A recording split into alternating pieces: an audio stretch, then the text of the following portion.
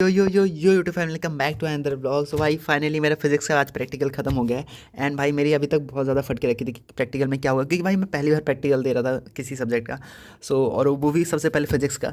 मेरे को डर था कि भाई कहीं कुछ मुश्किल क्वेश्चन ना पूछ दे, क्योंकि वाइवा में ही मेरे नंबर कटने के डर थे। क्योंकि देखो ज़्यादा नंबर तो नहीं करते, कम से कम वो लोग 25 नंबर देते 30 में से, बट स्टिल 5 नंबर बहुत होते हैं। मैंने सोचा कि भाई इसमें तो नहीं कटने चाहिए, तो मैं बहुत ज़्यादा फटके रखी थी। बट आज फाइनली मेरे नंबर प्रैक्टिकल हो गया है।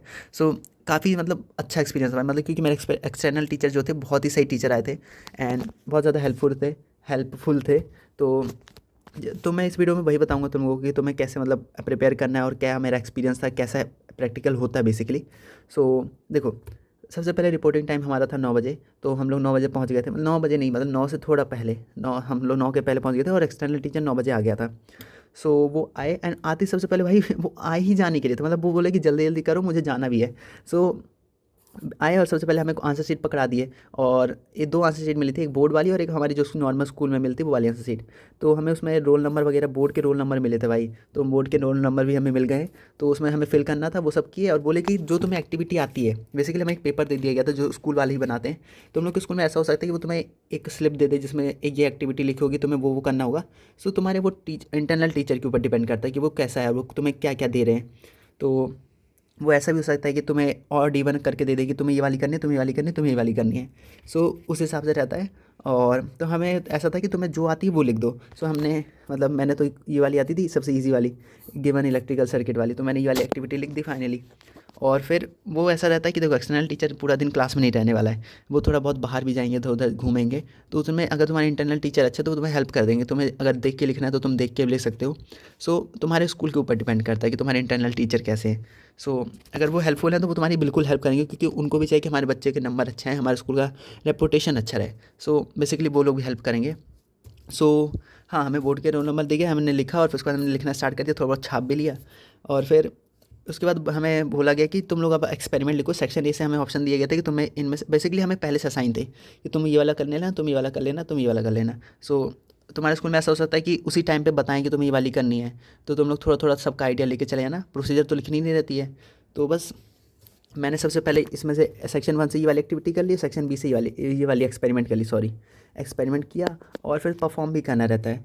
हम लोग अपना मतलब जो भी तुम्हारा वो रहता है सिस्टम सेटअप, हम लोग साथ में सेटअप करके बैठे थे कि हमें ये परफॉर्म भी करना है, तो हम ये सेटअप कर लेंगे। तो हाँ, हमारे क्योंकि इंटरनल टीचर हमारे हेल्पफुल थे, तो उन्होंने पहले ही बोला था तुम लोग अभी से सेटअप कर लो। तो हमने पहले से सेटअप करके बैठे थे, और हम लोग फिर लिखना स्टार्ट कर दिए। और ज़्यादा टाइम हुआ नहीं, मतलब हमने थोड़ा बहुत लिखा, और अगर थोड़ा बहुत छाप भी लिया इधर उधर से।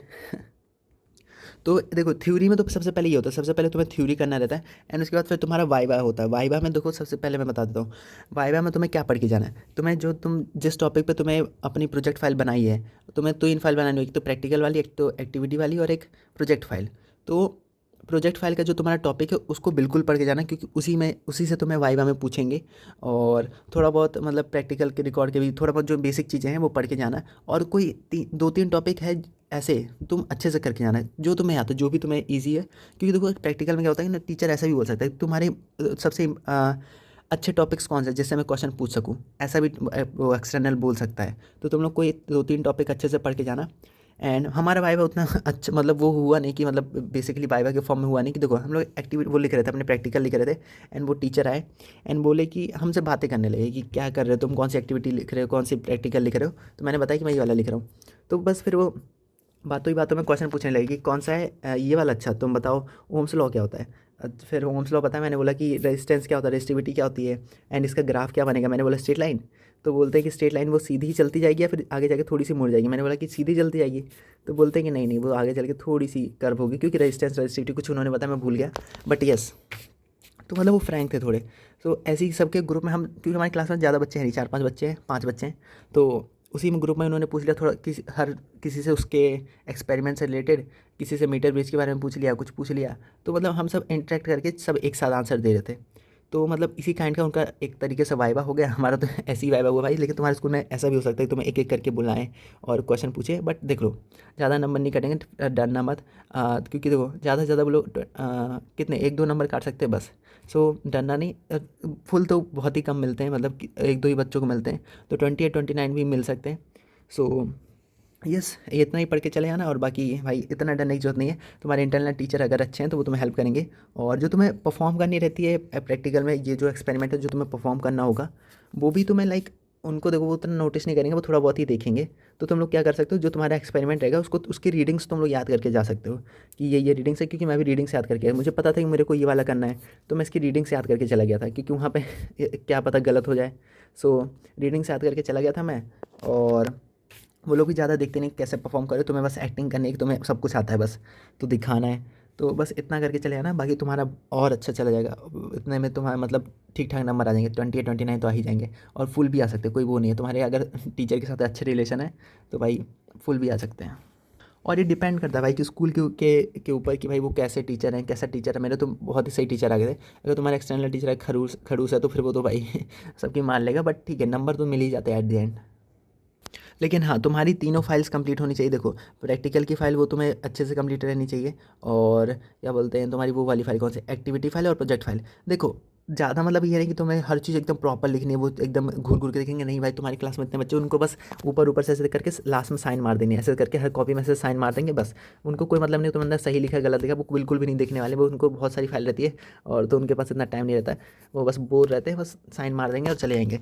और बस हाँ, प्रोजेक्ट फ़ाइल अच्छी बना लेना। प्रोजेक्ट फ़ाइल तो मैंने भी बनाई थी, मैं तुमको दिखा दूँगा। यहाँ पे क्लिप ये देखो, ये जो क्लिप दिख रही है ना तुम्हें, ये देखो, ये मेरी तीनों कॉपियाँ हैं। ये प्रोजेक्ट फ़ाइल है और ये मेरी प्रैक्टिकल फ़ाइल है। तो ये तीनों कॉपियाँ तुम्हें बना के अच्छे से रखनी है और यही जमा करनी है तुम्हें, क्योंकि यही दिखेगा, इसी से तुम्हारा इंप्रेशन बढ़ेगा।